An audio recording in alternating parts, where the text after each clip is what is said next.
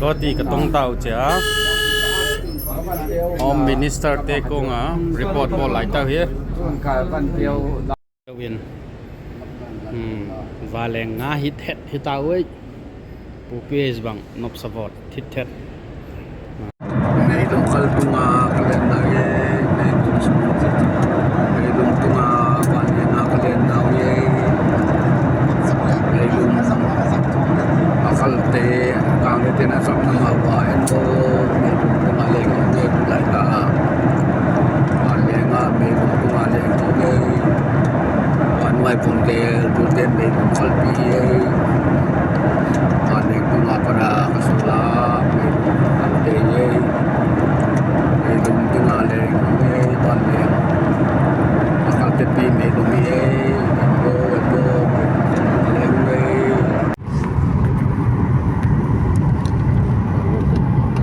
Guwahati tunggu daung Guwahati tunggu daung Guwahati tunggu daung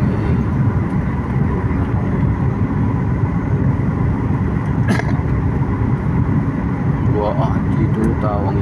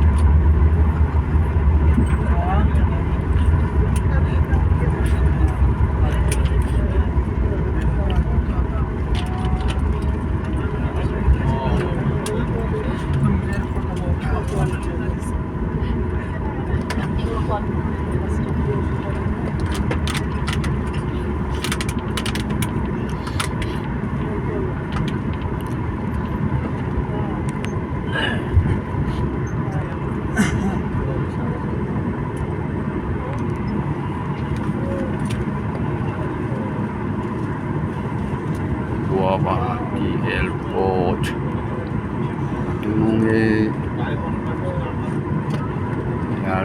airport Guwahati airport taong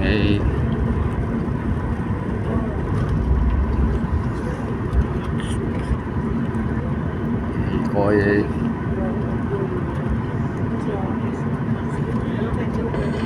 नमस्ते गुवाहाटी में आपका स्वागत है। आपकी सुरक्षा के लिए आपसे निवेदन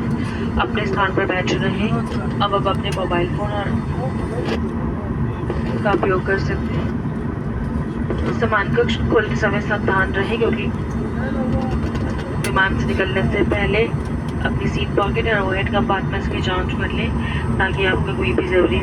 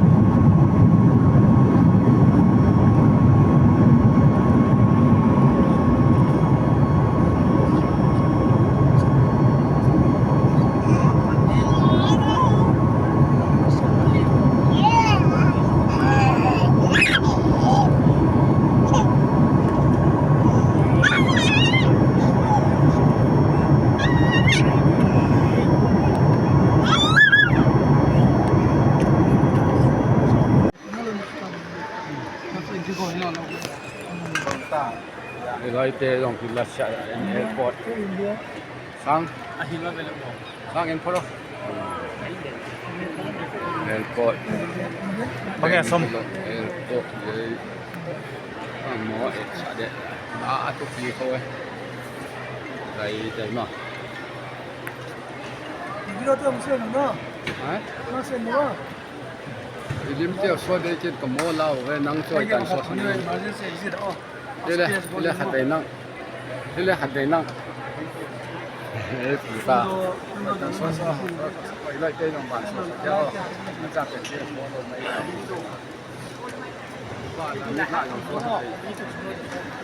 mà mi đã khi nó chìm lâu rồi mi thông thông cái tàu đi rồi nè anh đi mình con đi mà mong thâu này airport nó phải vô nó chỉ là mi nó ăn sạch thôi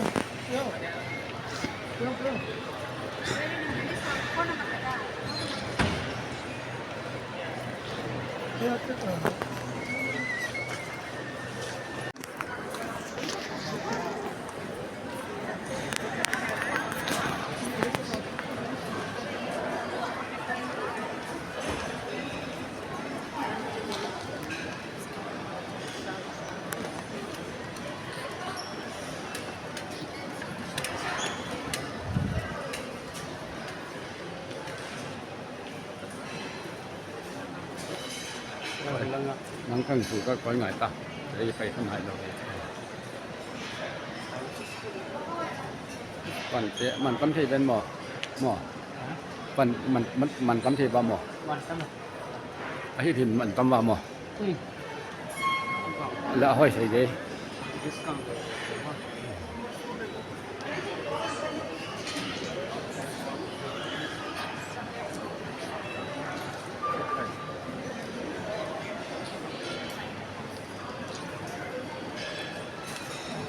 van leng airport sung van ki ro na lim hi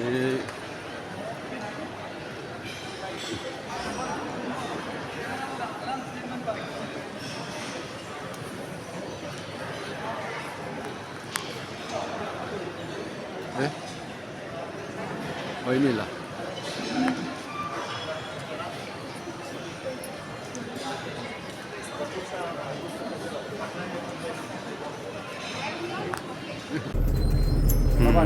Roti katong tàu chả Home Minister te ko nga report po lại tàu here ka van tiêu